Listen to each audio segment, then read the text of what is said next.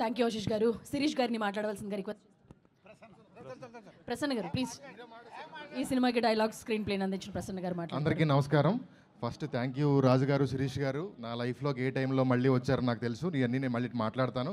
And ఇక్కడికి especially ఒక బ్యాండోడ్ cinema తీస్తే హైదరాబాద్లో ఉన్న బ్యాండోళ్ళు అందరూ కలిసి ఇక్కడికి వచ్చి అతనికి సపోర్ట్ చేసినందుకు బ్యాండ్ కమ్యూనిటీ మొత్తానికి థ్యాంక్ యూ సో మచ్.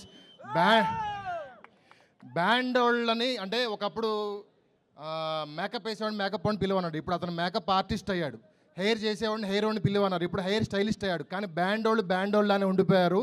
ఈ సినిమా అయ్యేసరికి బ్యాండోళ్ళు అందరినీ బ్యాండ్ ఆర్టిస్ట్ అనే గౌరవం తీసుకొచ్చే సినిమా తీస్తున్నాం.